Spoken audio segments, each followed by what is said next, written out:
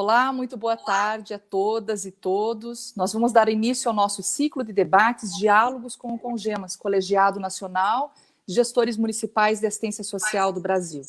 Hoje o nosso tema é segurança de renda e as demandas por proteção social nas cidades. Nas cidades onde os problemas, as expressões da questão social, as desproteções acontecem, mas também as soluções, as formulações de políticas, as respostas do Estado democrático de direito, com participação da sociedade civil, e por isso a importância de dialogar sobre os impactos na atual conjuntura do desfinanciamento, da desproteção, do retorno da fome, da pobreza, do aprofundamento da desigualdade nas cidades, e como podemos também nas cidades produzir, coletivamente as respostas para esse cenário. Você que está assistindo pela primeira vez, queria te lembrar que esse não é o primeiro debate sobre esse tema, né? Importante que você assista as outras lives, os outros vídeos, eles estão no canal do YouTube do CONGEMAS, lá você pode acessar esse conteúdo, é um conteúdo que vem sendo aprofundado, né, com diferentes interlocutores que aqui estiveram, né, dando sua contribuição, não só no debate, mas na militância, na formulação de políticas, na resistência, enfim, estão aqui discutindo, dialogando com o CONGEMAS, com a sociedade, com os profissionais da área, com as entidades, sobre o Sistema Único de Assistência Social, um dos maiores sistemas de proteção social do mundo, né, que garante proteção não contributiva à população brasileira. Queria lembrar você que nós já discutimos esse tema aqui com a ex-ministra Tereza Campelo, com a Luciana Jacu, com a Aldaís Sposati, com o vereador Suplicy, discutimos com deputados, Paulo Teixeira, discutimos aqui com o Danilo Cabral, fizemos um bom debate com o João Campos, que está coordenando, presidindo a Frente em Defesa da Renda Básica no Brasil, discutimos com o Moroni, que é um ativista na área, que os movimentos sociais também estão incidindo no direito à renda, não é um debate só brasileiro, é um debate global, que está na agenda dos movimentos sociais, dos projetos políticos que apontam essa perspectiva de um sistema de proteção social universal durante e pós-pandemia. Os diálogos contam sempre com a contribuição e com a direção do CONGEMAS, então nós sempre temos aqui um diálogo com o CONGEMAS, sempre temos alguém representando a direção do colegiado fazendo o debate, esse bom debate, um debate de relevância pública. É sempre importante que vocês, que estão nos assistindo, disseminem esse conteúdo, debatam nos seus estados. Os colegiados estaduais de assistência social têm feito esse trabalho, têm feito essa disseminação, isso é fundamental. Assim vamos formando uma grande rede que vem fortalecendo a agenda em defesa do SUAS, envolvendo diferentes interlocutores, Sabemos da centralidade hoje do parlamento, então nós sempre temos aqui deputados, deputadas que vêm discutir conosco, esse tema que é fundamental, tendo em vista a urgência para o cenário que nós estamos vivenciando. Mais de 100 milhões de pessoas dependendo hoje do acesso à renda, diante do cenário de crise provocada pelo novo coronavírus. Eu quero apresentar para vocês hoje os nossos debatedores desse tema e debatedora, apresentar para vocês o Elias Oliveira, integra a direção do CONGEMAS, ele é secretário de Assistência Social do município de Foz do Iguaçu, aqui no Paraná, é assistente social da Universidade Federal de Integração Latino-Americana. O Elias já militou no Conselho Regional de Serviço Social, já foi vice-presidente, já esteve na militância em outros espaços também no SUAS, faz parte da Frente em Defesa do SUAS. Obrigada, Elias, por você estar aqui conosco. Parabéns pelo seu belo trabalho lá em Foz do Iguaçu. E que bom que hoje vamos poder aprofundar o tema nas cidades. E também vou apresentar para você... Diga para nós. Pode dar suas boas-vindas, Elias. Eu queria dizer, agradecer a confiança dos companheiros do CONGEMAS, cumprimentar você, Jucimere, companheira de lutas e de vida, de amizade de longa data, agradecer o privilégio de poder estar na tarde de hoje fazendo esse debate com o deputado federal Patrus Ananias, que é uma referência para nós, ele sabe disso, o quanto nós o estimamos, o respeitamos pela luta e por ter de forma muito assertiva, à época, nos conduzido na direção de que sistema único de assistência social nós implantaríamos no país. E com a Ieda, que até pouco tempo companheira, gestora, mas que também, ao longo, uma história de militância, né, uma história de contribuição importantes, e esteve como secretária nacional de assistência social, fazendo a resistência, talvez, num dos momentos mais difíceis desse país. E agora continua aqui conosco, no outro campo, resistindo e lutando para defender o nosso Sistema Único de Assistência Social. Então, só de início, agradecer. Bom, assim, o Elias já iniciou a apresentação. Obrigada, Elias, por estar aqui conosco. A nossa querida Ieda, doutora em políticas sociais, tem uma ampla experiência em gestão municipal, no âmbito nacional, foi secretária nacional de assistência social, como o Elias disse, no governo da presidenta Dilma, né? E também militou no conjunto Cefes-CRES, né? No Conselho Federal, no Conselho Regional de Serviço Social, foi presidenta do CRES do Ceará, né? E tem aí essa militância na defesa do SUAS e no âmbito da profissão, e foi presidenta do Colegiado Nacional de Gestores Municipais de Assistência Social no período de 2010 e 2011. Então, sabe bem do papel e da importância dessa instância. Obrigada, Ieda, por estar aqui conosco. Eu que agradeço, Jucimere. É uma satisfação enorme reencontrá-la por aqui, reencontrar o Elias, companheiro do Congemas, gestor municipal aí combativo, resistindo, fazendo as coisas acontecerem, né, Elias? É uma satisfação enorme. E Patrus Ananias, dialogar sobre assistência social como direito, diante dessa autoridade que é o Patrus. Quando eu entrei na assistência social em 2005, encontrei Patrus lá no Ministério e foi um prazer enorme poder iniciar esse processo de construção do SUAS ao lado desse grande companheiro. Obrigada, Ieda. E, de fato, né, Patrus, que já foi professor no curso de serviço social, professor aposentado, né? Nosso querido deputado Patrus Ananias, advogado, né, foi vereador, prefeito de Belo Horizonte e deputado federal, né? Deputado federal, foi ex-ministro, né, ex-ministro do Desenvolvimento Social e Combate à Fome do governo Lula e arquitetou, junto com vários companheiros e companheiras, o Sistema Único de Assistência Social e o programa Bolsa Família, né? Nós temos, de fato, muita gratidão ao seu trabalho, ao seu respeito pela construção coletiva e republicana, né, desse que é o maior sistema de proteção social do mundo. Obrigada pela sua presença hoje aqui, deputado.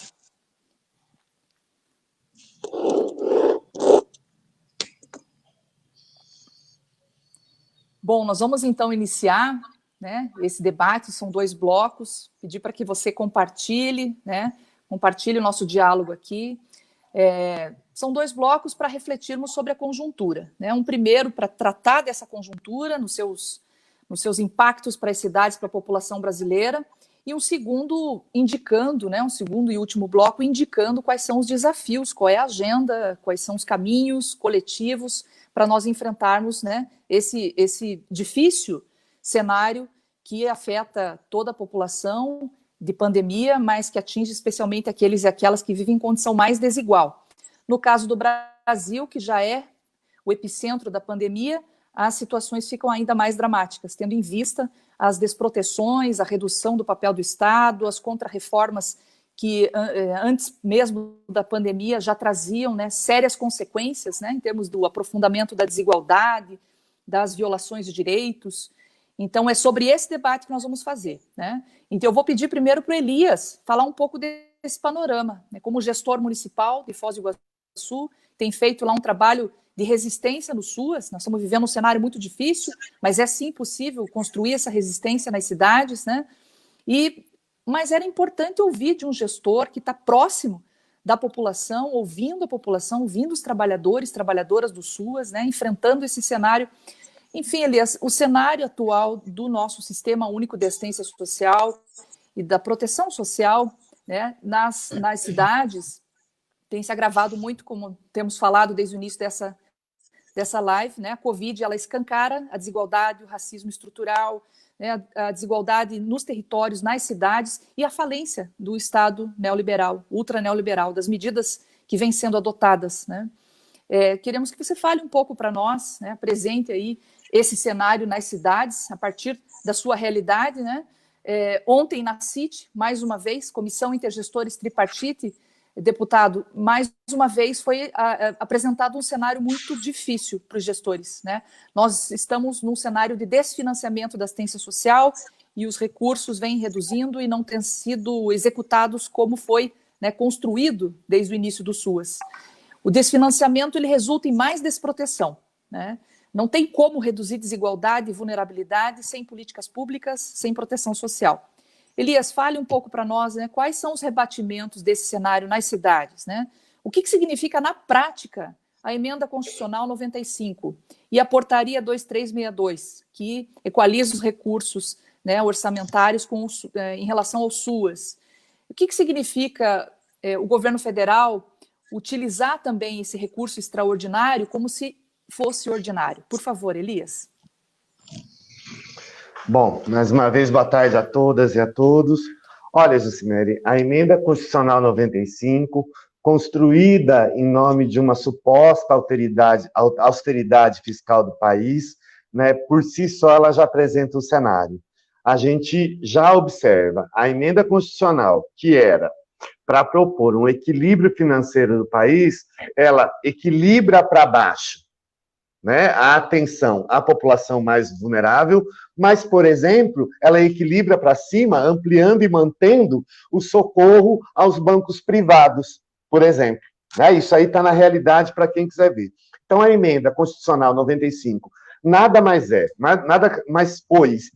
do que um arranjo político para cortar os investimentos, né, das políticas públicas no Estado brasileiro. A agenda ultraliberal do governo, já no governo Temer e hoje no governo do presidente Jair Bolsonaro, vem com essa proposta desenhada, alinhada e implementada na emenda constitucional 95, e ela é o significado concreto do Estado mínimo, a construção do Estado mínimo. O Estado mínimo para a classe trabalhadora, para os trabalhadores, para as políticas públicas, e um Estado máximo para o capital. Eu acho que o desenho dela, para nós, é isso.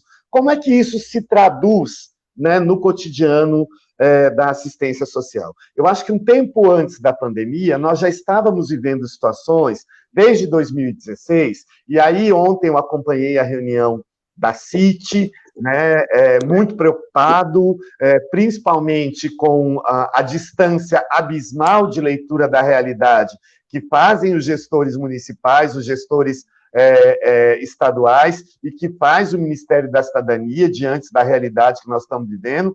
Em determinados momentos da reunião, parecia que a gente estava falando de dois continentes distantes, né, do ponto de vista do que se apresentava naquela reunião. E mais preocupado ainda que, diante de determinados questionamentos trazidos pelo COGEMAS, pelo Conselho Nacional de Assistência Social, pelo FONSEAS, a resposta não era o trato técnico e político da questão. A resposta era um trato quase que num tom de ameaça. Então, vamos acabar. Então, se não está servindo aí, vamos parar de fazer. Nós já falamos com não sei quem amanhã e a gente acaba. Não dá mais trabalho aos municípios. Isso é o que mais me preocupa. Porque esse ministério, né, o Ministério do Desenvolvimento Social, o SUAS, ao longo da sua história, foi construído e reconhecido pela sua capacidade ética, técnica, política, de orientar e dar direção, em momentos de crise, né, a condução da ampliação da proteção social nesse país. Então, acho que esse é um primeiro registro que eu quero fazer acerca do que eu vi ontem na reunião da CIT e que me deixou muito preocupado. Né, aquela coisa, se não for do jeito que nós queremos fazer, nós também não vamos fazer, né, por parte de um ministério que tem a tarefa de conduzir essa política.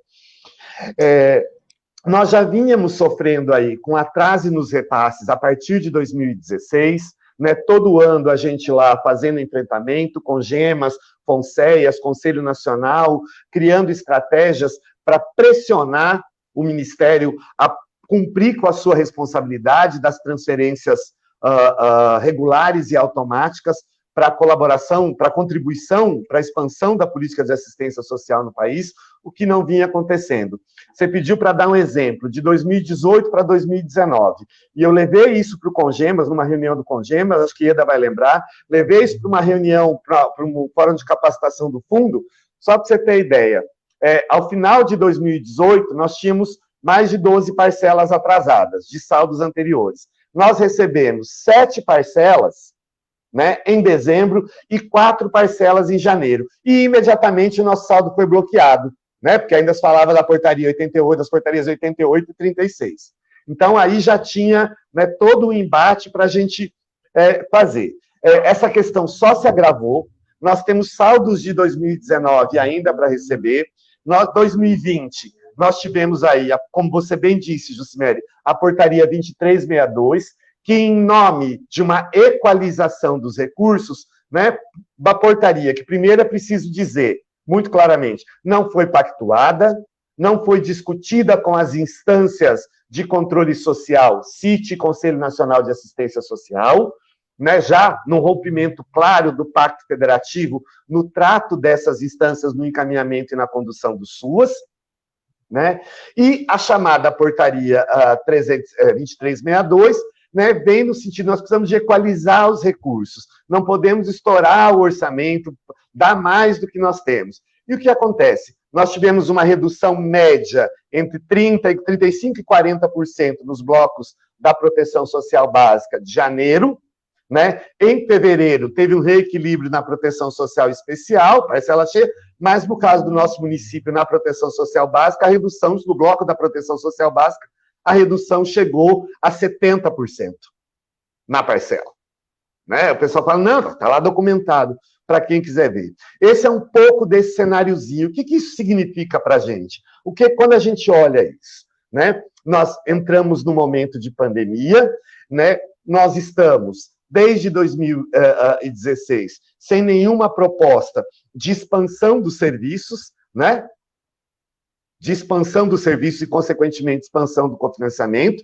Isso tem um impacto profundo, porque a gente já vinha de uma crise antes do processo de pandemia, antes da instalação da pandemia, né, com 12 milhões de desempregados, numa sequência de aumento de demanda para os serviços da assistência social, principalmente para os serviços da proteção social básica, onde as pessoas chegam num primeiro momento e dizem, não tenho.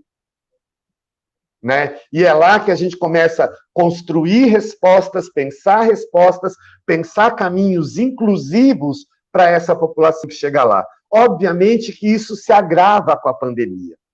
Se agrava com a pandemia, né? Nós tivemos que fazer um rearranjo das nossas estratégias para proteger trabalhadores, para proteger usuários, né? E, para cima de tudo, fortalecer o Sistema Único de Assistência Social nos nossos municípios.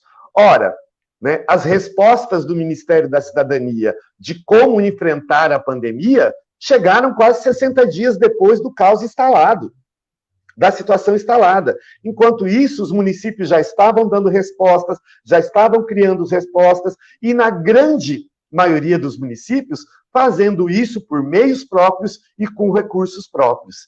Né? Hoje, num cálculo médio que a gente fez esses tempos, olhando, por exemplo, a participação, né, do cofinanciamento federal nos municípios, muito raramente chega a 10% do orçamento do município na execução da política de assistência social.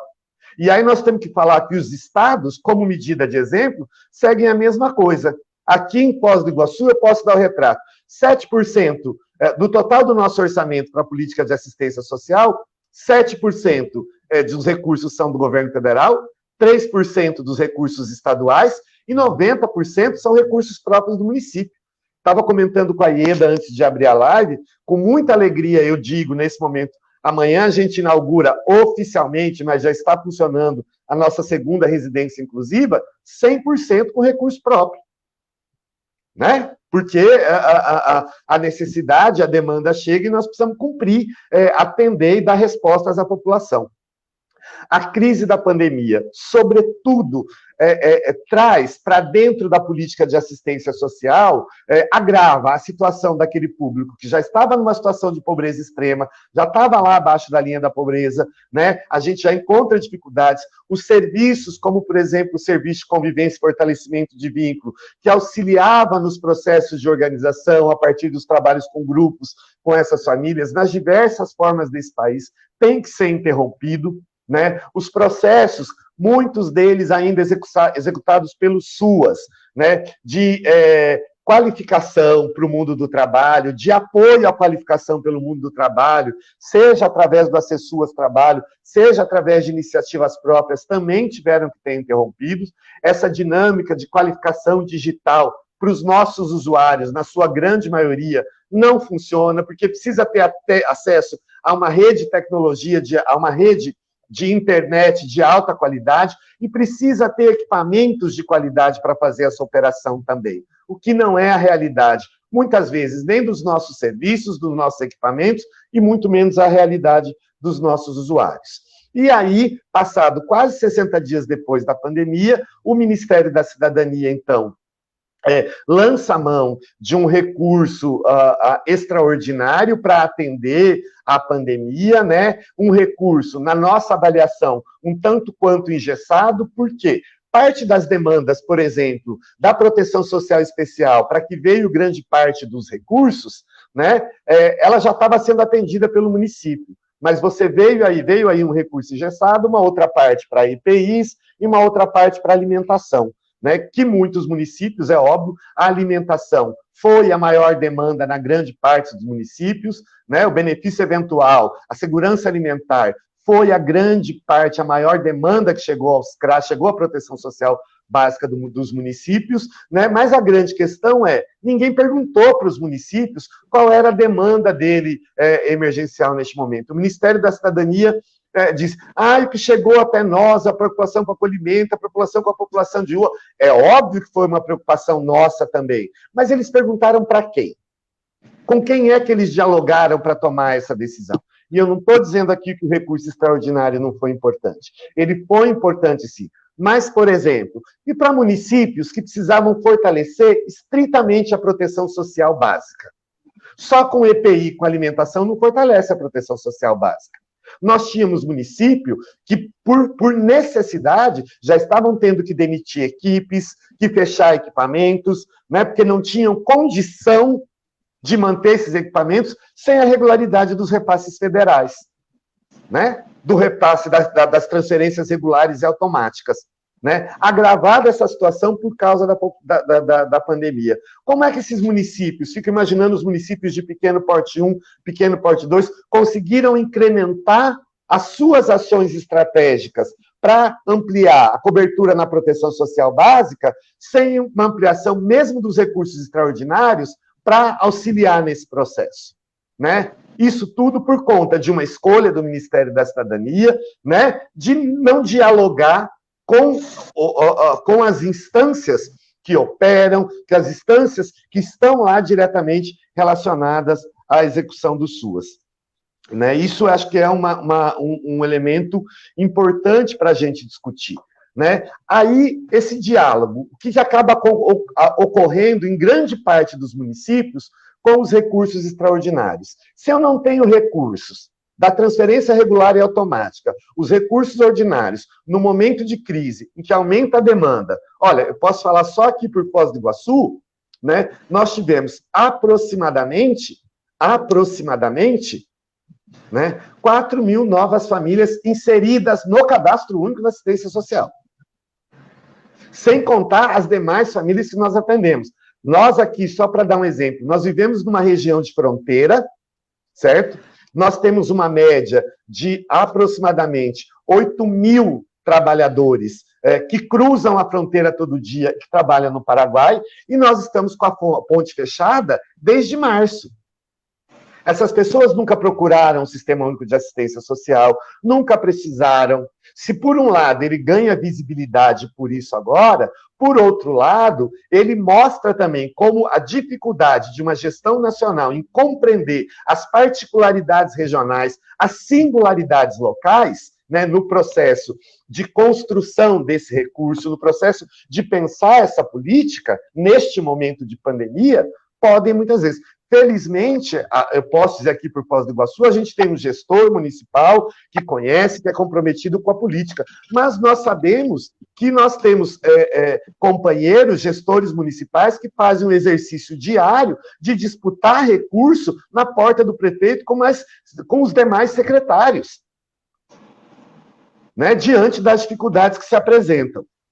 Né? Então, assim, muitos municípios acabaram utilizando os recursos extraordinários para manter os serviços, né? E isso é um problema, porque a pandemia acaba, os recursos extraordinários acabam, e a continuidade dos serviços. Só que agora, com uma demanda maior, com um número de desempregados maiores no país, com uma demanda batendo a porta para ser inserido nos serviços muito maior, para poder dar conta de responder e acessar medidas de proteção social, seja ela de quais níveis foram. Isso que nós não entramos aqui ainda nos detalhes, por exemplo, da ampliação do atendimento às mulheres vítimas de violência, que em grande parte do país também é atendido pela assistência social, movimentado pela assistência social, né?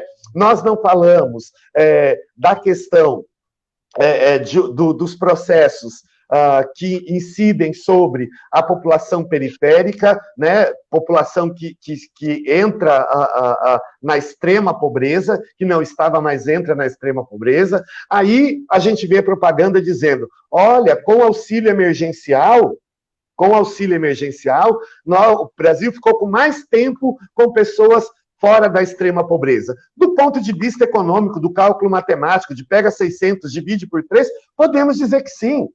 Mas nós, do ponto de vista, não só do SUAS, mas do ponto de vista da política pública, estamos entendendo que essas pessoas vão ampliar o seu processo sem saneamento básico, sem acesso a bens e serviços essenciais, sem acesso a demais políticas públicas, né? Então, tem todo um contingenciamento aí que precisa ser olhado. E saindo da pandemia, as demandas para a proteção social básica, se eu faço um cálculo aqui, por exemplo, de nós teremos mais ou menos 8 novas mil famílias usuárias do Sistema Único de Assistência Social. Sem repasse regular e automático, né? Sem processo de expansão da rede. Se eu não me engano, desde 2016 nós não temos expansão da rede, termos de adesão para a expansão dos serviços socioessenciais, expansão do cofinanciamento, né? Os municípios financiando aproximadamente 90% dos investimentos na política de assistência sociais,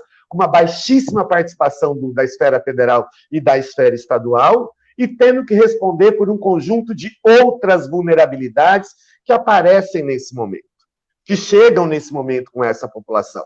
Então, isso é um sinal para a gente caminhar, para a gente poder olhar e começar a fazer uma análise, neste momento, da importância da regularização dos repasses, né, das transferências regulares e automáticas, e, principalmente, de não permitir que se confundam que os recursos extraordinários sejam agora tomados. Olha lá, nós pagamos vocês aquilo que estava atrasado com os recursos extraordinários, e agora... Não, as despesas que nós tínhamos como gestão pública para manter os serviços socioassistenciais, da proteção social básica, da proteção social especial, né, das políticas transversais do SUAS, que muitas delas em municípios são executadas pelo SUAS, continuaram, não pararam. Né? Essas demandas aumentam, se ampliam, e agora? Quem vai responder? Como é que nós vamos responder por elas?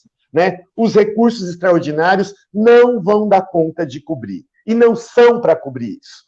Né? Os recursos extraordinários, e ainda mais grave, tem que haver de forma imediata no percurso de saída da pandemia, né? No documento de orientação da portaria 369, até fala, olha lá, e já pensar nos recursos para a expansão dos serviços, para a saída da pandemia. Não haverá saída qualificada da pandemia se não tiver processo de expansão de serviços, né? Em nenhum município desse país, porque as demandas apareceram, chegaram. O tempo que essas demandas ganham em campo da normalidade, nós não sabemos. Mas por aí, na minha avaliação, se desenham os desafios que nós temos que enfrentar neste momento, o cenário nacional, e aí acho que fica muito claro que projeto de SUAS nós estamos dependendo enquanto colegiado nacional de gestores, enquanto FONSEAs, e que proposta de sistema único de assistência social o governo federal quer conduzir. Essas são minhas contribuições iniciais para a gente poder refletir e discutir. Muito bom. Obrigada, Elias. Foi um panorama aprofundado dos reflexos, né? E Eda vai agora falar um pouco sobre a sua avaliação desse cenário. Só lembrando que nós estamos com o SUAS congelado, como disse o secretário. Nós não tivemos mais pactuação, recurso congelado, e já estávamos observando um comportamento nos números, né, dos relatórios dos municípios que indicam uma certa regularidade nos serviços que são demandados pelo sistema de justiça, devido ou indevidamente, mas no caso das medidas socioeducativas, uma certa regularidade, um aumento exponencial de atendimento em CRAS, benefício eventual, população em situação de rua. Então, assim, Ieda, qual que é a sua avaliação, né, diante desse cenário, principalmente você que liderou o processo de construção do segundo plano decenal, né? Qual é a avaliação desse cenário e os reflexos aí, em termos de gestão e desfinanciamento para o SUS e para o Bolsa Família? Eu acredito, bom, esse olhar que o Elias, essa análise que o Elias faz, eu tive até pouquinho tempo na gestão municipal de um município de pequeno porte 2, e, Elias, a situação realmente é dramática, né? Ela é trágica, e é muito importante esses debates, esses diálogos que o CONGEMAS, ele estimula, ele fomenta, porque nós temos que fazer política em relação à assistência social. Não é uma mera iniciativa administrativa, uma questão de gerenciamento. Nós estamos disputando um projeto de SUAS, né, um projeto de um sistema público de assistência social, e essa disputa passa pela defesa do SUAS. Nós defendemos uma assistência social pública, universal para quem necessitar, e com estruturas, como nós criamos nesses 17 anos de trabalho, aí, de implantação do SUAS em todo o Brasil. Então, o que eu percebo, Jucimere, é que esse desfinanciamento, eu acho até que ele é um tema, uma nomenclatura que ela já não comporta, porque nós falamos de desfinanciamento naquele momento em que havia a discussão do ajuste fiscal, que era a emenda constitucional, que iria gerar o caos que gerou, nós perdemos aquela batalha, e aí a emenda veio, e ela seria isso que nós estamos vendo. A Luciana Jacu já fazia um levantamento no IPEA, com um grupo de estudo, de qual seria o impacto da emenda 95 na assistência social como uma política pública.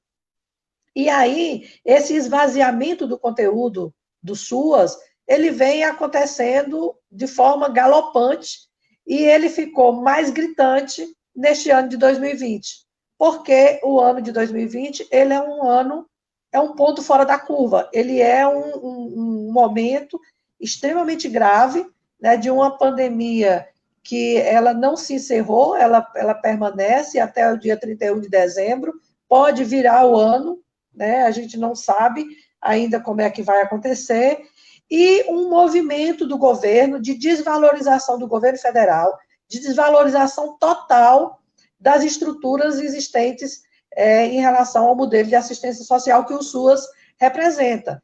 Então, o governo federal, ele, além de não respeitar as instâncias de pactuação do SUAS, ele não respeita a estrutura que foi criada em torno a partir de um pacto federativo, que é criar uma rede de atendimento, fazer com que essa rede de atendimento tenha sustentabilidade, e tenha ofertas e provisões. E nós estamos vivendo um momento em que aquilo que é central na assistência social, que é renda e apoio à família, aumentou a demanda de uma forma estupenda, porque nós temos hoje muito mais demandantes da política de assistência social, ou seja, não são os demandantes tradicionais da assistência social, são os novos desempregados, são os informais, são aqueles que ficaram impedidos de fazer comércio de rua, os ambulantes, os informais, E essas pessoas estão demandando da assistência social. Não é demandando só benefício eventual. Ele está demandando renda, ele está demandando sobrevivência, ele está demandando apoio nos conflitos que se acirraram no ambiente doméstico. O isolamento domiciliar para públicos mais vulneráveis não é o lugar mais seguro, é um lugar de muitas incertezas, de muito conflito, que precisa dos serviços socioassistenciais, e, no contraponto, o governo esvaziando os serviços socioassistenciais. Não foram os municípios que fecharam o CRAS. Os municípios ficaram impedidos de manter os CRAS. Teve município que foi obrigado a fazer opção entre serviço de convivência e PAIF, fazendo verdadeiras escolhas de Sofia. Não foi um ato voluntário dos municípios, foi uma conjuntura, uma pressão de que você esvazia. O que é mais grave no governo federal é o esvaziamento do comando, da coordenação nacional. Hoje, o governo federal não é coordenador nacional do SUAS, ele não assume esse papel. Criaram uma estrutura administrativa em torno da SNS, que colocou a SNS em terceiro escalão. Quando você coloca uma política pública em terceiro escalão, ela não é a ponta de lança daquele ministério. Então, o que é que acontece? Um retorno àquele conservadorismo tradicional, dos programas pontuais, dos programas focalizados, dos programas com baixa capilaridade, com os projetos pilotos, né? E com uma campanha de município amigo de família, município amigo de idoso, município amigo de...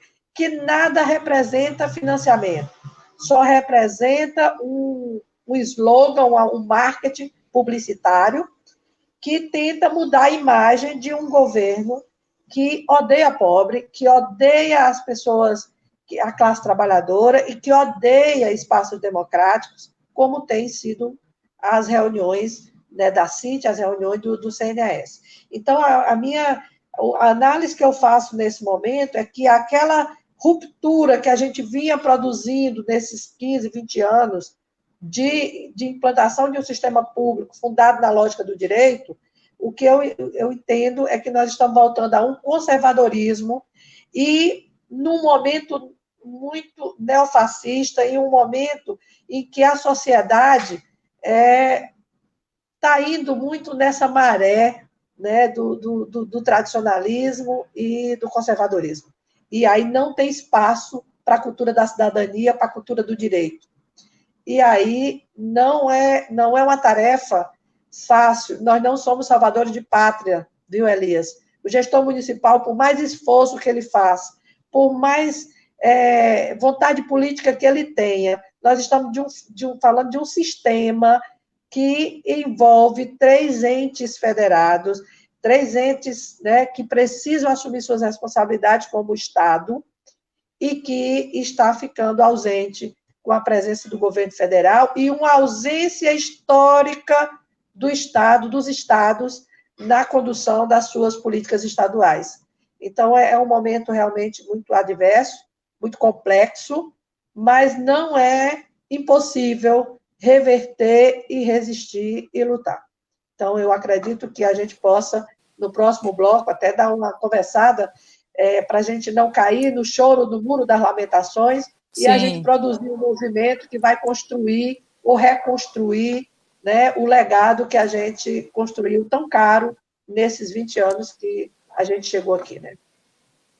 Muito bom. E Eda, eu queria só sublinhar algumas coisas da sua fala que nesse espaço não tinha sido tocado com profundidade. Nós estamos diante de uma outra política, não é assistência social, o que está sendo operado pelo governo federal. É preciso que as pessoas compreendam isso. Então, não há interesse que funcione o auxílio renda, não há interesse que o sistema tenha pleno funcionamento. E é bem importante que nós façamos, principalmente nós que somos profissionais da área, pesquisadores, militantes, né, que estão na luta, fazer esse diálogo com a sociedade, deputado, que sabe que o direito, que sabe, que defende, que contribuiu para que a assistência social fosse um direito constitucionalizado. Quando a Ieda fala em projeto, que projeto defendemos, o Elias fala que projeto defendemos, e a Ieda toca numa coisa muito central hoje, que é o esvaziamento do conteúdo ético-político que construímos na assistência social e dos seus aspectos de governança democrática. Está em pleno processo, por dentro e por fora do SUAS, a retomada de políticas higienistas, eugênicas, né, disciplinares, racistas, que não combinam, que não se aproximam de um projeto de política de Estado, né, e democrática. É importante dizer isso, porque os projetos precisam ser explicitados, até para saber até onde vai a luta no campo da institucionalidade, né? E é isso que nós queremos ouvir o deputado Patrus. O programa Bolsa Família e o SUAS, eles foram construídos nessa lógica, que tem bases estruturantes. Serviço continuado, a primeira medida que o governo Lula tomou é transformar a rede saque em serviços continuados, né? A antiga rede saque de ação continuada em serviços continuados, né? Piso, recursos programados regulares, automáticos, né? De fundo a fundo, diagnóstico, critérios técnicos, cobertura progressiva, com priorização de territórios mais desiguais, mais vulneráveis. E hoje, deputado, 60% do recurso da assistência social, que vinha num crescente, inclusive com programas federais como Brasil Sem Miséria, CRAC é Possível Vencer, Viver Sem Limites, que trouxeram muitos recursos para a assistência social, equipamentos novos, né? Lanchas, barcos, trouxe também busca ativa no território, trouxe Centro Pop, por conta dos programas intersetoriais. Perdemos 60%. Hoje o recurso, deputado, o senhor sabe, 1 bilhão e 300 milhões do recurso ordinário, né, que foi aqui muito bem problematizado. Qual que é a sua avaliação desse cenário tão difícil, que o senhor acompanha de perto, porque defende o SUAS no parlamento, né? Estamos perdendo o que foi construído, né? Como que isso rebate para a população, deputado? Então, Jucimere, eu ouvi atentamente, né, as colocações do Elias e da Ieda, que deram um quadro muito bom e vigoroso da realidade que nós estamos vivendo. Eu pretendo recuperar um pouco, né, a trajetória do nosso trabalho, da Prefeitura de Belo Horizonte, no Ministério do Desenvolvimento Social e Combate à Fome, e a partir daí a gente lançar um olhar, né, sobre o presente para o futuro. Antes, eu quero fazer uma saudação a todas as pessoas que estão sintonizadas conosco. Quero dizer também da minha alegria de estar aqui com vocês, porque eu tenho uma história muito profunda, né, com assistência social. Já no final dos anos 70, eu assumi como advogado o Sindicato dos Assistentes Sociais aqui de Minas Gerais, que existia na época. Fui advogado do Sindicato dos Assistentes Sociais. Durante mais de 20 anos, professor na Escola de Serviço Social da PUC Minas. Quando nós ganhamos, em 1992, o tempo passa, né? Quando nós ganhamos a Prefeitura de Belo Horizonte, no ano seguinte, foi promulgada a LOAS, a Lei Orgânica da Assistência Social, em 1993. Então, nós tivemos o desafio aqui em Belo Horizonte de implantarmos a LOAS, no contexto de outras políticas públicas sociais, mas trabalhamos a LOAS com atenção muito especial, e depois a experiência do Ministério do Desenvolvimento Social e Combate à Fome, onde nós consolidamos, né, o SUAS, as políticas públicas da assistência social, os CRAS, que foram aqui mencionados e que tocam muito o meu coração e as minhas boas lembranças, né? Então, eu penso que esse encontro, em mim, tem essa dimensão afetiva e também de compromissos, né? Que permeiam toda a minha vida, toda a minha trajetória política e existencial. Com relação aqui em Belo Horizonte, é bom lembrar, nós estamos esse ano também no ano de eleição municipal, né?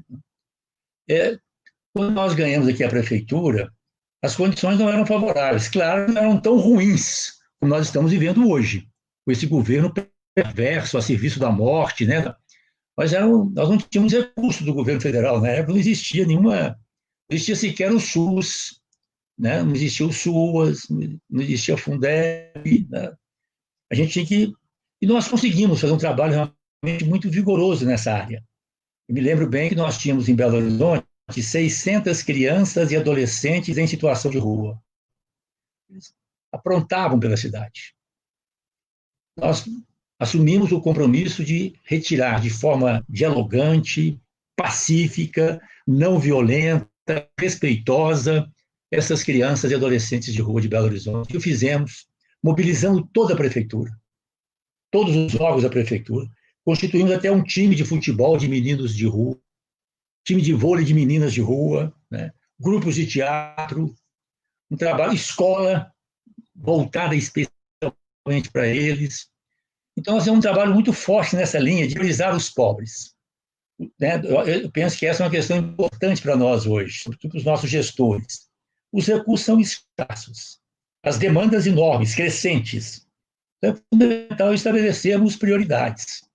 E aí, eu penso que as prioridades devem ser aquilo que nos acompanha na nossa história dentro do Partido dos Trabalhadores, né? Na nossa tradição cristã também mais fiel, né? A mensagem libertária de Jesus, né?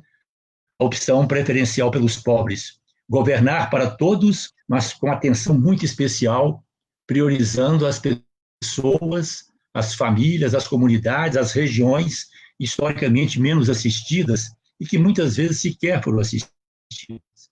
E aqui em Belo Horizonte nós conseguimos integrar, foi uma bela experiência também nesse sentido, a assistência social, a segurança alimentar que nós implantamos não existia no município.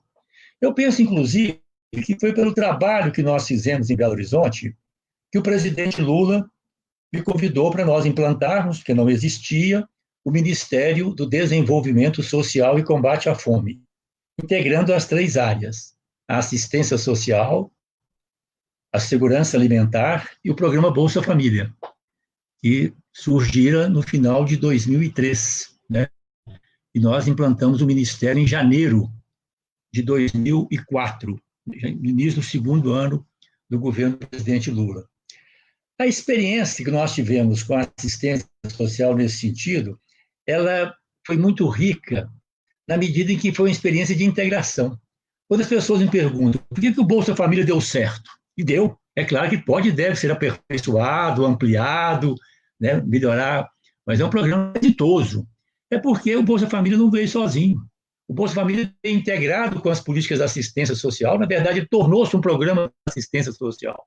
O primeiro passo que nós fizemos foi integrar o Bolsa Família com o PET, com o Programa de Erradicação do Trabalho Infantil. Depois a integração do Bolsa Família com os CRAS. Né?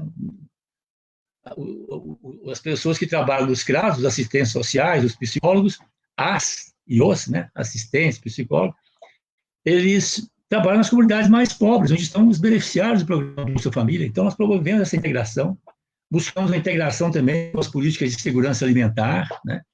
Então, eu penso que é muito importante nós pensarmos cada vez mais nessa integração das políticas públicas. É claro que respeitando a marca de cada uma, mas elas se complementam, porque elas convergem no objetivo comum, que é promover a vida, promover o bem comum, a justiça social, incluir os pobres, os excluídos, né? Então, essa foi uma experiência muito forte que nós tivemos no Ministério, e foi lembrado também aqui uma coisa muito importante que hoje está sendo totalmente destruído, né? O caráter republicano dos nossos programas. Nós respeitamos rigorosamente os princípios constitucionais e o pacto federativo, as transferências, fundo a fundo, a busca, né, das integrações. Então, nós não discriminamos nenhum governo estadual e, sobretudo, municipal por razões político-partidárias. Os programas eram absolutamente republicanos e dentro de critérios, né, que prevaleciam. E foi assim que nós implantamos pelo Brasil as políticas de assistência social, os CRAS, o Programa de Erradicação do Trabalho Infantil, integrando com o Bolsa Família, né, e outras políticas públicas voltadas para os mais pobres, né. Então, esse é uma breve recuperação, né, muito sucinta, por conta do nosso tempo, do que nós realizamos, né? E vejo hoje um quadro de desafios muito graves para nós. Foi mencionado aqui a emenda constitucional 95. Eu penso que essa emenda é uma divisória. Eu estava na Câmara, né, como continuo no mandato anterior, quando chegou a proposta da emenda constitucional, que virou a emenda 95, eu procurei imediatamente a liderança do meu partido e pedi, eu quero participar da comissão especial. Essa PEC aqui acaba com o Bolsa Família, desmonta completamente as políticas públicas da assistência social, da segurança alimentar, é uma operação desmonte. E não é outra coisa, né? Você congela um país com as potencialidades extraordinárias que o Brasil tem, um país continental, um país rico, né? Você congela o país por 20 anos. 20 anos sem investimentos na assistência social, na segurança alimentar, em programas de transferência de renda como Bolsa Família, 20 anos sem investimentos em educação, em saúde, em cultura, em moradia, vai para aí afora, né? Então, agora isso não é uma coisa gratuita, não. Eu estou lendo um livro muito instigante, um livro enciclopédico, até aqui do meu lado aqui, ó, Capital e Ideologia, do Thomas Piketty, um autor francês. Ele trabalha muito bem algumas questões, né? A sacralização, por exemplo, do direito de propriedade e a questão da ideologia. Nós temos que colocar a questão da ideologia nesse sentido. As classes dominantes, os detentores do dinheiro, do poder econômico, eles têm uma capacidade, porque também eles contam, né, com relações com a grande imprensa, setor privado da educação, com setores religiosos, eles conseguem passar para a sociedade como se fosse um bem coletivo, um bem comum, aquilo que é interesse deles. Quando a gente estuda a história do Brasil, a gente vê a questão da escravidão. Até escravos defendiam a escravidão. Isso fica muito bem posto, até escrevi um texto sobre isso, num romance do Machado de Assis, ali as Memórias Póstumas de Brás Cubas. Um ex-escravo torna-se proprietário de escravo e maltrata o seu escravo, batendo nele, usando as mesmas palavras que ele recebia quando era escravo. É o oprimido, como dizia o Paulo Freire, é o oprimido introjetando totalmente o opressor. Né? A ideologia consegue isso. Então, nós estamos, quando estava se discutindo a emenda, né, o que virou a emenda 95, né, as minhas visões, como dizia a música do Bandré, né, as minhas visões se clarearam, quando eu li uma matéria no jornal Valor Econômico, dizendo que se fosse aprovada, como foi aprovada, né, a proposta, a PEC, que virou a emenda 95, a matéria dizia o seguinte: os setores privados de educação e da saúde estariam estimulados a virem para o Brasil, a investirem no Brasil, a vir ganhar dinheiro no Brasil. Então, não é uma coisa, alguém disse aqui, eu achei muito bom, guardei aqui, vou usar, sabe assim, não é Estado mínimo para os pobres. O Elias que falou, Estado máximo para o capital, Estado máximo para os ricos. Então, quando você faz a emenda 95, não é de graça, não. Você retira o Estado das políticas públicas e transforma as políticas públicas em bem de negócio. A assistência social, a educação, a saúde, vira bem de mercado. Vai ter acesso a essas políticas quem puder pagar. E dane-se os pobres. Né? É uma lógica perversa, mas eles apresentam isso como se fosse um bem para a sociedade. Eu penso, então, que o grande desafio que nós temos hoje é fazermos esse debate com as pessoas. Eu considero que nós estamos vivendo um momento difícil, porque além do Covid, que foi mencionado aqui, tragédia, né? Nós temos um governo perverso. Eu sempre falei desgoverno, não estou falando mais, não. Exatamente por causa disso. Não é desgoverno, não. Ele é um governo, sim, para os ricos, a serviço dos interesses dos Estados Unidos, do grande capital transnacional. Né? Assim, é um governo perverso, mas é um governo, atendendo os interesses que ele representa. Né? Então, por outro lado, eu vejo também que houve um processo também, essa onda neoliberal, esse direitismo, ele não é gratuito, não. Cresceu na sociedade brasileira. Cresceu. Quando a gente vê, por exemplo, o discurso do Novo, os deputados do Novo no Congresso, é um discurso que eu discordo de ponta a ponta, mas ele tem começo, meio e fim. Ele seduz hoje parcelas crescentes da sociedade brasileira. Eu sinto isso, inclusive, em espaços familiares, afetivos, de diálogo. Então, essa onda neoliberal, né, essa questão do Estado mínimo, ela ganhou corações e mentes. Nós temos que ter essa consciência, na minha avaliação. Nós temos, por exemplo, um direitismo violento, agressivo, né, né, lembrando o Freud, né, de sentimentos tanáticos, né, de tânatos, de morte, né, que são os defensores mais fortes do Bolsonaro, mas nós temos também a direita aparentemente mais dialogante, né, Rede Globo, organizações Globo, o presidente da Câmara, o deputado Rodrigo, são pessoas que, Rodrigo, você pode conversar com ele, dialogar, tem posição. Agora, todos estão fascinados com o mercado, estão a serviço do capital, a serviço do mercado. São neoliberais. É claro, com um tempero social, um tempero ético, um tempero de diálogo. Tem que separar os dois lados. Porque com um lado não se conversa, com o outro é um espaço de diálogo, né, de interação, e a gente tem que ir vendo. Mas é preciso ter muito claro que não estão no nosso campo. As políticas públicas que nós defendemos com vigor, na perspectiva de uma sociedade igualitária, que assegure a todas as pessoas, desde a infância, um patamar comum de direitos e oportunidades, hoje está em disputa na sociedade. Então, eu quero concluir aqui essa minha intervenção dizendo isso, que nós temos esse grande desafio hoje, que é fazermos um debate com a sociedade, discutirmos o modelo de Estado que nós queremos, a importância das políticas públicas. Está sendo discutido agora no Congresso Nacional a questão da reforma tributária. É uma discussão que nós temos que fazer com as pessoas, porque as políticas públicas exigem dinheiro, e dinheiro não cai do céu, não, vem do contribuinte mesmo. E se nós somarmos um país com a dívida social que o Brasil tem, com as demandas de 500 anos, o legado da escravidão, do latifúndio, da concentração de terra, de renda, nós temos desafios enormes na assistência social, na educação, na saúde, obras de infraestrutura, moradia, saneamento básico. É preciso discutir essa questão. Aí nós temos que debater quem vai pagar. Quem paga imposto no Brasil, quem mantém o país, é a classe média assalariada, que tem um desconto na fonte. E os pobres, e a sociedade brasileira que paga imposto regressivo, paga imposto para comer, na compra de alimentos. Quer dizer, até quando o Brasil vai manter esse imposto regressivo? Até quando os ricos, os bancos, o capital financeiro, as propriedades rurais e urbanas improdutivas continuarão sendo bem tratadas como estão no Brasil, praticamente livres de impostos? Então, eu penso que nós temos que fazer um grande debate com a sociedade brasileira hoje. Um debate, inclusive, onde entra a questão da assistência com muita força, porque entra a questão dos pobres, da inclusão, da justiça social. Eu penso que nós temos que contextualizar a discussão da assistência dessa discussão mais ampla, de um projeto de sociedade, onde entra, inclusive, outras questões, como agora, por exemplo, a questão da reforma tributária. Então, eu concluo dizendo isso. Há uma disputa ideológica na sociedade. Uma disputa forte. Não é uma coisa... E nós temos que fazer um trabalho pedagógico. Eu penso que nós temos... Eu venho de uma geração, sou mais velho, né? Eu venho de uma geração que aprendeu a fazer isso. Nós conseguimos derrotar a ditadura com trabalho de base.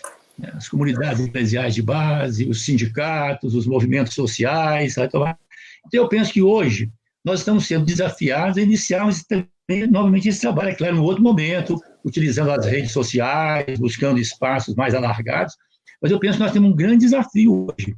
A sociedade brasileira está em disputa. E tem muita gente, né, até pessoas razoáveis, às vezes, pessoas que não estão em outra mesmo. A gente já defendeu, inclusive, o que nós defendemos aqui hoje. Não, mudei de ideia. Negócio de Estado, tem que ser Estado mínimo mesmo, tem que ser setor privado. Então, eu penso que nós temos que conversarmos também, contextualizarmos a assistência social, né, que é um tema fundamental para mim, tá? Mas contextualizarmos num debate mais amplo, que é o projeto nacional brasileiro.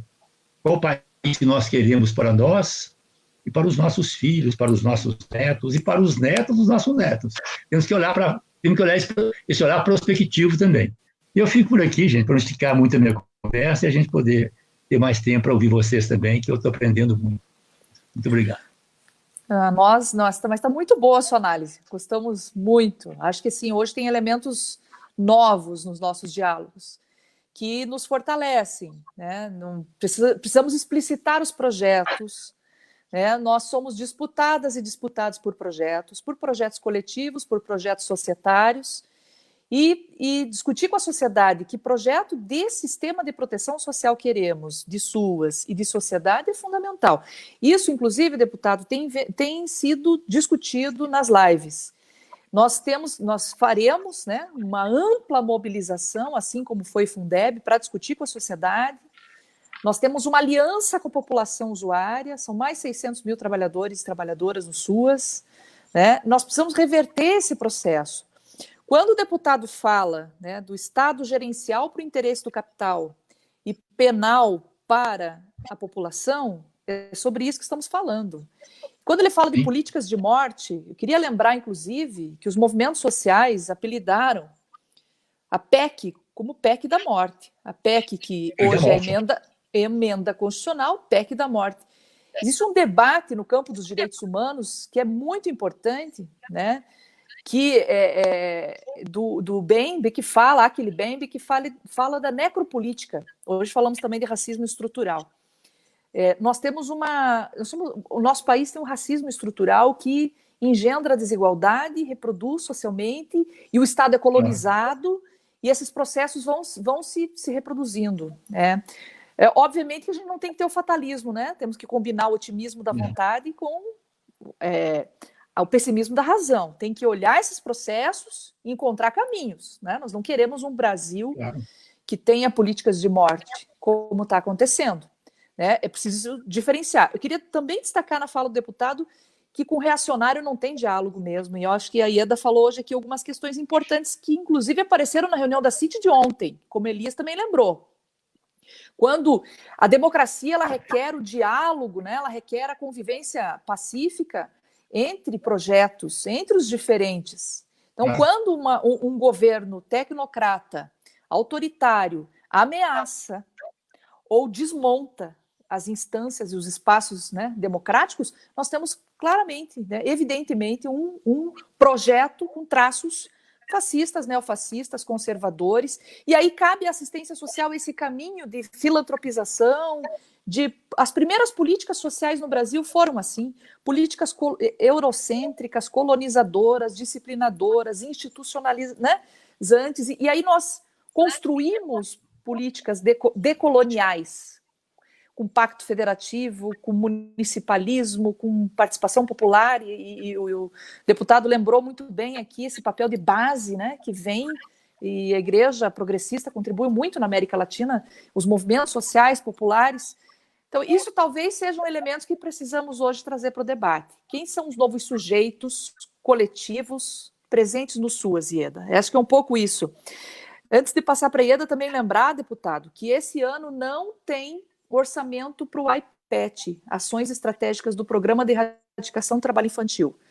Isso é uma violação dos direitos humanos, né? Está em desacordo com os compromissos globais do Brasil em direitos humanos. Imagine não ter recurso para ações de combate ao trabalho infantil. Então, esse é um pouco o cenário, assim, que agora a gente quer ouvir a Ieda, depois vamos ouvir novamente o deputado e, por último, Elias, para encerrar a nossa live. Esse é o último bloco. Ieda, você sabe, né, o Cefes, Conselho Federal de Serviço Social, fez uma forte incidência política, a LOAS foi escrita nesse espaço, depois aglutinando forças, entidades, movimentos. Né? Hoje nós somos uma grande rede de força popular na assistência social. Fizemos a Conferência Nacional Democrática com participação muito forte da sociedade civil, dos movimentos sociais, construímos uma agenda. Quais são os caminhos, Ieda, para nós, né, reconstruirmos esse processo? Né? Porque está posto que são projetos divergentes e que nós precisamos, né, retomar o caminho da construção de um sistema universal, redistributivista, democrático. Né? Queria te ouvir nesse sentido, assim, quais os desafios para a gente também sair daqui com esperança? Sim. Então, como diz a Andréa, né, vamos esperançar, porque é isso que faz a gente permanecer na luta. Se a gente não alimenta a esperança, a gente desiste da primeira pedra que a gente encontra no caminho. Eu penso assim, venho pensando muito em dois movimentos que nós precisávamos fortalecer. Um primeiro movimento, ele é para dentro das instâncias que a gente tem, de gestores municipais, estaduais, da militância do SUAS, que eu penso o seguinte, o plano decenal, ele, embora tenha sido elaborado em 2015, né, na verdade, a gente parece que estava com a bolinha de cristal do que é que viria no pós-golpe, né, em 2016. E ele é necessário a gente retomar as diretrizes do segundo plano decenal. Por que é necessário? Porque esse é um momento em que todos os municípios e estados estão rediscutindo a retomada do desenvolvimento pós-pandemia. E é inimaginável você pensar uma retomada do desenvolvimento sem proteção social. Então, as diretrizes do segundo plano, como ele trata de novas desproteções e da importância de ampliar a cobertura para que as pessoas possam acessar direitos, acessar serviços, eu acredito que uma das questões que nós precisaríamos pactuar é a defesa, né, e a visibilidade do segundo plano decenal como diretriz estratégica para o pós-pandemia. Um segundo mote para nós, para dentro, é incluir o SUAS nas agendas eleitorais locais. Nós estamos vivendo eleições municipais, logo, logo. Ontem eu participei com o pessoal de Pernambuco, de Serra Talhada, uma discussão, uma preocupação da candidata a prefeito e vice-prefeito em relação à assistência social. Eu achei fantástico a iniciativa, porque é importante colocar na agenda política local o debate em torno do que poderá ser feito na assistência social a partir dos novos governos, porque essa deve ser uma preocupação nossa, porque se hoje quem está segurando a peteca são os gestores municipais, essa eleição, ela muda-se, ela ganha uma significância muito forte, né? Uma outra é pensar em criatividade na gestão. Eu acredito que não dá para a gente pensar só na nossa caixinha, tem que pensar as vulnerabilidades a partir dos territórios e pensar intersetorialmente. Então, se cada uma das políticas, saúde, educação, ficar no seu quadrado, nós não vamos conseguir construir uma integralidade de ações que possa viabilizar a proteção social de uma maneira mais ampla. Avançar também na democratização da política de assistência social. Nós ainda temos um debate muito burocrático em torno da assistência social. Ela tem que ser debatida em todos os espaços que a gente tiver. A gente só vai conseguir arregimentar forças, que seria o segundo movimento que eu penso que a gente deveria fazer, era arregimentar forças na luta social mais ampla e incluir a assistência a esse movimento Resiste SUAS. Não é só defender a assistência social como uma política pública. Nós implantamos um modelo. Nós sabemos que esse modelo ele tem retorno. Esse é um modelo que atende às necessidades da população. Por quê? Porque tem capilaridade, porque tem uma rede de atenção, tem uma rede de trabalhadores, já tem os usuários organizados. Então, é muito importante que a gente consiga se mobilizar e resistir. E aí, a Frente Nacional em Defesa do SUAS e da Seguridade Social, que nós criamos no momento oportuno, no pós-golpe, deveria voltar a se intensificar nas frentes estaduais,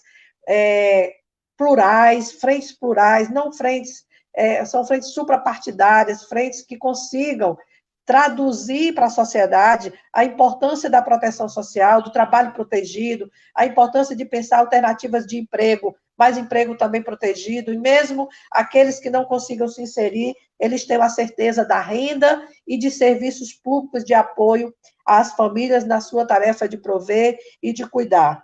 Então, é muito importante que a gente exercite esse movimento, para que a gente não fique preso na armadilha da chamada crise, sem visualizar o futuro. Então, é muito importante o olhar estratégico. Eu sei que os tempos são difíceis, aí aqui eu falo para os nossos companheiros que são gestores e gestoras municipais, que estão nos assistindo, para os trabalhadores, são muitas incertezas, porque uma eleição municipal, Juscemery, Patrus, acaba tendo muita demissão. Quando diz, vamos fazer ajuste fiscal na lei de equilíbrio fiscal, aí já corta trabalhadores da assistência social, existe uma precarização muito forte, mas neste momento a gente tem que pensar estrategicamente, e pensar estrategicamente é defender um modelo de atendimento da assistência social conforme nós pensamos, em uma forma de um sistema público, com capilaridade, com qualidade, com profissionalização, e fortalecer a vigilância socioassistencial. Eu disse ontem para a prefeita, o município não pode pensar em planejar como vai sair dessa condição sem ter uma análise das vulnerabilidades sociais do seu território, de quem são esses novos, né, sujeitos que estão aí vitimizados com essa pandemia, que perderam sua renda, que o governo insiste em chamar de invisíveis. Eles não eram invisíveis, eram trabalhadores que ralavam muito como ambulantes, como informais, como manicure, pedicure, cabeleireiras, e que, de uma hora para outra, ficaram impedidas de sobreviver pela renda do seu trabalho. E aí, quando isso fica ameaçado, a assistência social pública está lá na Constituição Federal de 88 como um direito. Então, acredito que é possível a gente pensar nesses movimentos, né, com o pessimismo da razão, mas com o otimismo de um bom militante, porque a gente se alimenta para continuar na luta com a esperança. Né? Então, eu acredito que tem muita coisa para a gente fazer, tem muita coisa para a gente lutar, mas alguém escreveu aí, vamos iniciar um movimento Resiste Suas e vamos cair no mundo defendendo o nosso modelo, porque ele está em disputa, sim. Né? Mas eu acho que é por aí, Ju. Muito bom, e assim a Ieda traz essa mensagem de força, de coragem, né? O que a vida requer de nós é coragem, é luta, né? Eu queria também aqui reforçar nesse caminho que a Ieda aponta, né, que nós temos que olhar isso como, de fato, uma ação programática nossa, né? Luciana também trouxe isso na nossa live. Nós temos que reafirmar a institucionalidade do SUAS, porque ela foi construída de forma coletiva, numa perspectiva decolonial, popular e republicana. Temos que reafirmar. E temos que adaptar para o tempo presente. Quais são as novas... Como que os gestores se reinventaram nesse processo? Né? O que foi construído em tempos de pandemia e que o SUAS agora precisa, à luz do segundo plano decenal, na perspectiva da universalidade, da integralidade, da dignidade humana alcançar? Então, a Ieda traz aí novos atores, novos sujeitos coletivos, e isso é uma perspectiva crítica do direito à assistência social, que é esse entrelaçamento dos direitos de igualdade e liberdade, que é essa luta contra a desigualdade, as expressões de desigualdade, né? Essa centralidade dos sujeitos coletivos, dos sujeitos de direitos, né? Foi muito bem aqui considerado. Uma perspectiva de desenvolvimento sustentável, né, ecologicamente sustentável e do ponto de vista cultural diverso. Então, nós precisamos trazer também para essa luta os diversos sujeitos, né, de direitos que juntos e juntas, né, podemos construir um outro país, né, um país mais humano, mais justo, igualitário. Por isso, esse horizonte emancipatório, democracia como meio, e a emancipação humana como nosso horizonte é fundamental. Aí estão as bases, né, do nosso projeto popular de assistência social. E aí, deputado, nós sabemos que hoje o legislativo é o nosso espaço de pressão para que a assistência social resista, em termos de orçamento, né, principalmente de orçamento, mas hoje o legislativo tem sido um espaço de maior coalizão em torno do direito à assistência social. E daí nós queremos ouvir também, nesse final, né, um pouco sobre quais aí os desafios do ponto de vista do legislativo. Existe ambiente hoje para nós fazermos essa defesa nessa perspectiva de integrar os vários partidos e os projetos, não necessariamente do mesmo campo, mas que defendam o direito à assistência social, o Bolsa Família, né, um Bolsa Família fortalecido, a retomada.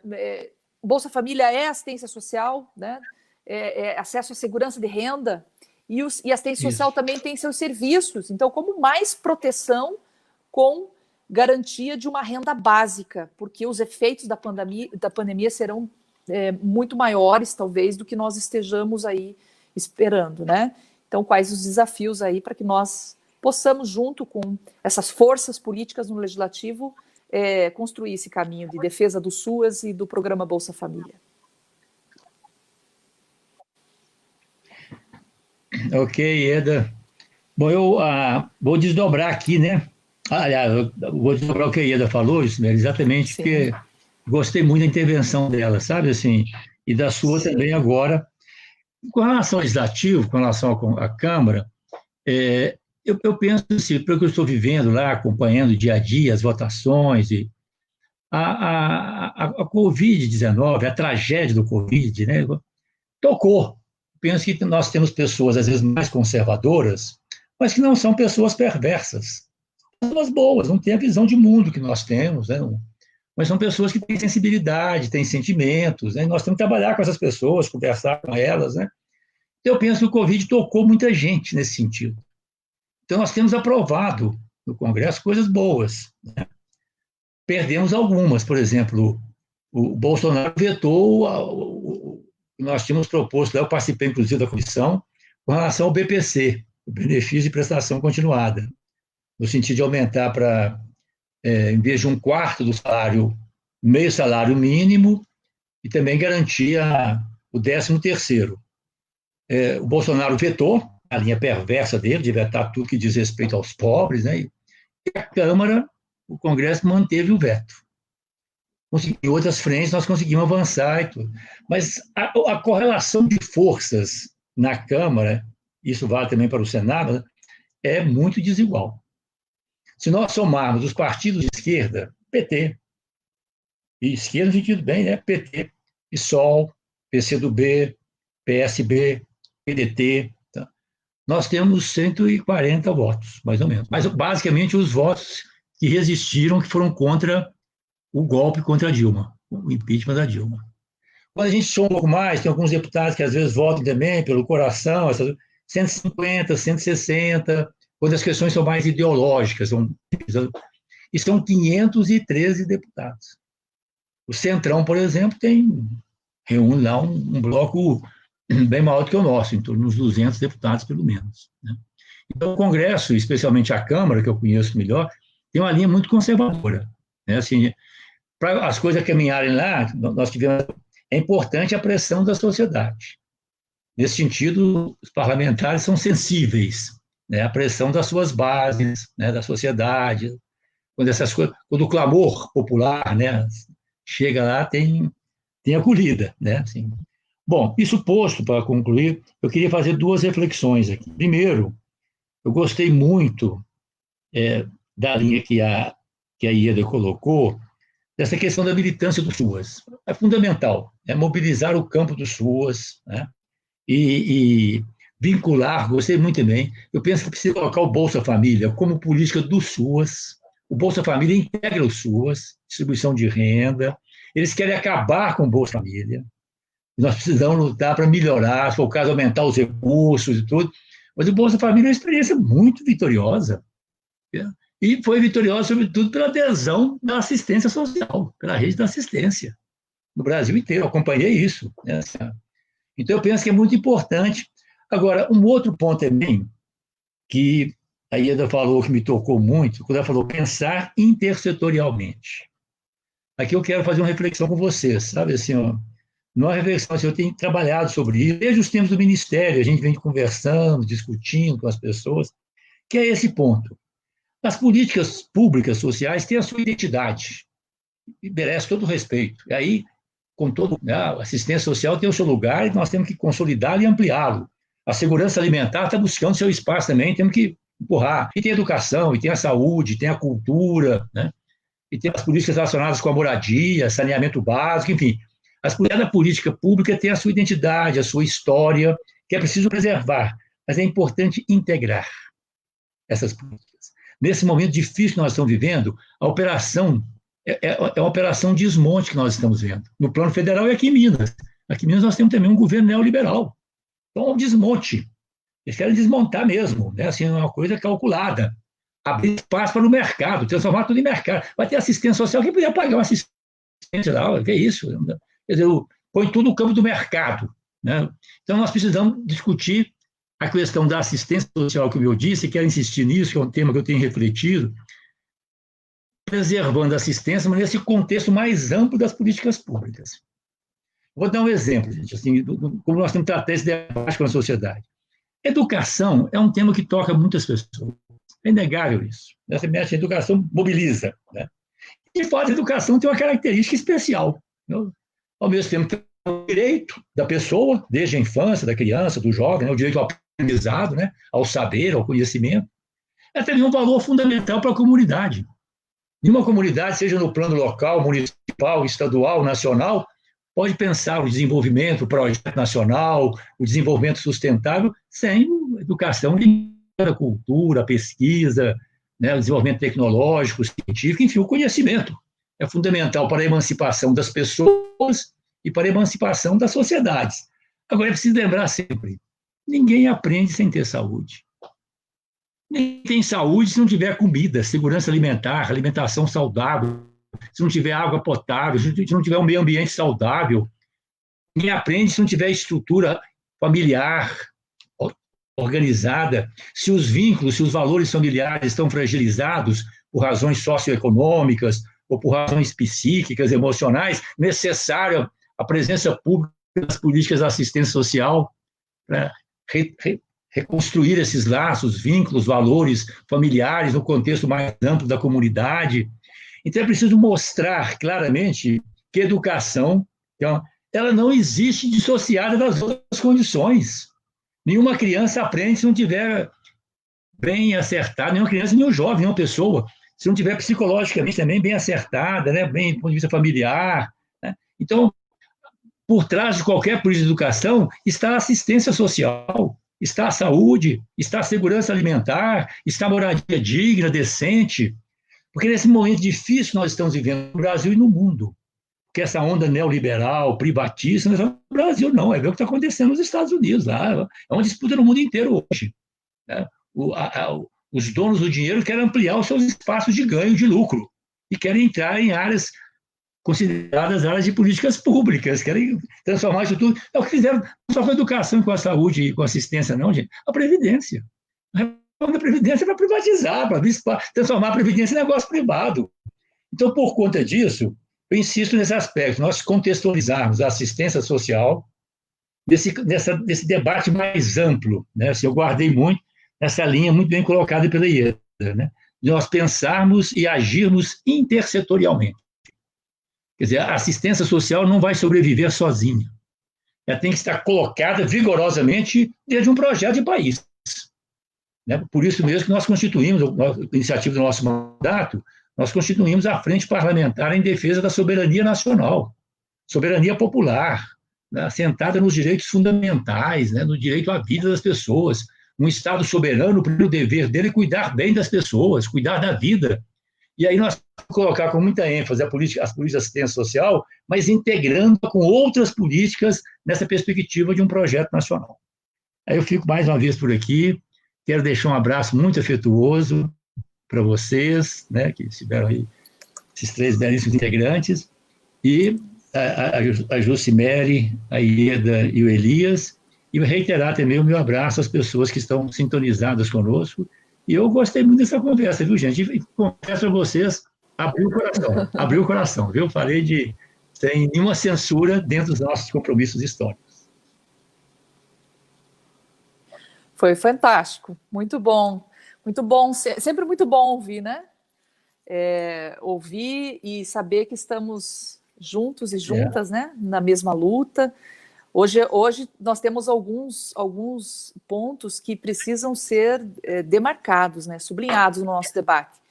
Essa questão da defesa da democracia, da soberania popular, de um projeto democrático, isso é fundamental. Né? Nós temos uma forte relação com a população usuária, com aqueles e aquelas que vivem em territórios marcados, né, pela desigualdade. Então, é muito, muito importante esse alinhamento, essa construção conjunta.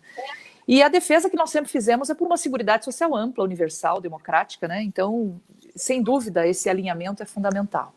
Elias, diga para nós, então, a sua mensagem aí final quanto aos desafios.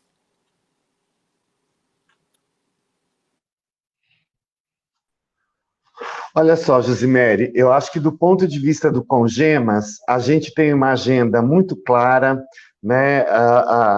Primeiro, a luta pelo um orçamento adequado, que seja capaz de permitir que a gente cumpra os compromissos que assinalamos com a política de assistência social nos nossos estados e nos nossos municípios.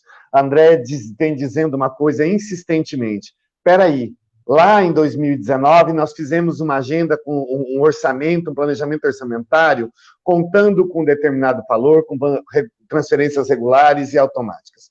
Acho que essa é uma defesa do Congemas. Ontem, na reunião da CIT, eu acho que um novo ponto de luta se inaugurou para nós. É não permitir que o governo federal converta os créditos extraordinários em função da pandemia em créditos ordinários e passe a borracha como se a conta tivesse certa. Eu acho que ontem esse campo de defesa se abriu diante das posições apresentadas pelo Ministério da Cidadania na reunião da CIT, que ligou mais uma vez o alerta de todas e todos nós. Fazer a disputa do renda básica, discutir, e polarizar com o Renda Brasil. Acho que o Patrus e Ieda, quero reiterar que é um privilégio, nem dialogar, mas ouvi-los é um privilégio, mas isso ficou muito claro na fala dos dois. O Renda Brasil é um projeto em disputa. Nós temos aí a história do Bolsa Família, o caminho percorrido e os elementos fundamentais para que a gente, a partir dele, faça todo o debate e a construção de uma renda básica de cidadania. Completamente diferente do que propõe o Renda Brasil, um debate para fora da Seguridade Social, um debate condicionando a construção do Renda Brasil, à retirada de uma série de outros direitos sociais estabelecidos. O ministro Paulo Guedes não faz nem questão de esconder mais. Fazemos Renda Brasil se fizer isso, o jogo do mercado, é a hora e a vez do mercado. Acho que ficou muito, são desafios fundamentais para nós. Mas eu quero pedir licença, Jucimério, porque eu sei que o nosso tempo está acabando, porque tanto Patrus quanto Ieda nos deram tarefas para dentro da política de assistência social também. E aí eu tenho dito sempre o seguinte, de forma nem todo mundo entende isso de uma forma muito, mas assim, se a gente fecha uma unidade básica de saúde, se a gente fecha uma escola, a população para na frente, fecha a quadra, interdita, grita. Se a gente fecha um CRAS, o que acontece? Nós temos que fazer essa pergunta. E esse diálogo é nosso, dos gestores, é com os trabalhadores. Com os trabalhadores e trabalhadoras do SUAS, a quem eu quero aqui dizer e reiterar, os trabalhadores e trabalhadoras do SUAS, com os gestores, estão segurando essa política nas condições que nós estamos hoje. Mas, mesmo assim, eu insisto em fazer esse debate como trabalhador que sou. Qual é o significado social da política de assistência social do SUAS para a população? Qual é o vínculo do SUAS com a população? A pandemia despertou esse debate. E esse vínculo não é orçamento que vai criar, esse vínculo que vai criar é o nosso diálogo, a nossa inserção nos territórios, a forma como nós transitamos no território e na vida das pessoas nesses espaços. Esse debate nós temos que fazer para a gente, para dentro da gente, para fazer aquilo que Ieda e Patrus falaram, para que quando esse caminho de volta na defesa mais ampla, no debate mais amplo e geral da sociedade, essa população esteja lá dizendo por que o SUAS é importante para a educação no município, por que o SUAS é importante para a saúde do município, por que o SUAS é importante para a área de habitação do município, e essa tarefa é nossa. Essa tarefa nós não podemos delegar a ninguém. Congregar esses sujeitos, se inserir nesse debate que Ieda aponta e que Patrus aponta, depende da nossa capilaridade de fazer isso e de mostrar o significado social desta política no diálogo com as demais políticas públicas nessa sociedade. E demonstrar como o desmonte de uma delas, a fragilidade de uma delas, impacta concretamente na fragilidade de todas as outras, na fragilidade de todas as demais. Porque não é só o SUAS que vai, é o ciclo de proteção mais amplo da Seguridade Social que está se esvairindo e está se enfraquecendo com a ausência de uma política ou de outra. Não podia deixar de dizer isso. Sobretudo, porque, como diz, eu ouvi isso há muitos anos, ainda como estudante da professora Juciméry, na época presidente do CRES, a sua primeira versão, e eu adaptei, sempre peço licença para adaptar. Essa política canalizada e executada de forma correta, articulada com as demais políticas sociais desse país, tem o potencial de alterar destinos. E é disso que nós estamos falando. A proteção social pelo SUAS, articulado com a Seguridade Social, ela altera o destino das pessoas. E aí sim, nós temos muito que mostrar já sobre isso. Queria mais uma vez agradecer, né, agradecer a generosidade do Congemas me permitir de participar desse momento, que para mim, como profissional, é histórico, ao lado desses dois grandes nomes, e ao lado da Jucimere, que é uma companheira histórica. Não posso deixar de prestar minha solidariedade, e falo aqui, acho que em nome do Congemas, a minha solidariedade às mais de 100 mil famílias desse país que, em função desta pandemia, perderam algum membro, né? Diante do descaso do gestor de uma nação, a nossa solidariedade e o nosso compromisso de resistir na luta, né, de fortalecer a luta nos outros campos, por um país justo, por um país melhor. O que a gente pode dizer para essas famílias é: contem conosco. Nós estamos e continuaremos na luta. E, mais uma vez, muito obrigado. Muito bom. Bom, muito linda a despedida de vocês. Obrigada pela amorosidade. Tenho certeza que muitas pessoas que nos acompanharam ou que vão ver depois esse diálogo vão ficar também, como eu, emocionada, porque nós precisamos, né, alimentar a nossa esperança e continuar nessa luta. Hoje o debate foi forte, foi um debate potente, esperançoso, né, como tem sido os debates do Congemas. Mas hoje nós falamos muito aqui de projeto, então nós temos que reafirmar que discutir segurança de renda no Brasil tem que ser discutida num contexto, né, de um debate sobre um sistema de proteção social universal, democrático, redistributivo, né, com impactos sociais nos diversos territórios, sobretudo aqueles que são marcados pela desigualdade de classe, gênero, étnico-racial, né, e que nós temos, né, foi falado muito aqui, que construir esse processo a partir de uma forte articulação com os movimentos sociais, com a população usuária dos serviços sociais, das políticas públicas, né, mas tendo como horizonte uma outra sociedade. Uma sociedade que seja, né, do ponto de vista social, igualitária, sem desigualdades, né, e que do ponto de vista humano seja livre. E a assistência social, ela possibilita o seu trabalho social, que é desenvolvido por muitos trabalhadores e trabalhadoras da assistência social em todo o Brasil, né, atendendo aí mais de 25 milhões de pessoas, de famílias em todo o Brasil, referenciando famílias, sempre ali, né, em defesa da vida, fazendo um trabalho social nos territórios. Essas famílias, esse trabalho que é feito tem grande potencial, né, para abertura das subjetividades políticas para, né, despertar uma consciência. Falamos hoje aqui de ideologia, né, falamos hoje aqui desse processo perverso, né, de ocultar e silenciar essa realidade. Então, é papel nosso, né, fazer o bom debate, trazer para a luta coletiva, né, sujeitos de direitos, sujeitos coletivos, para enfrentar esse cenário.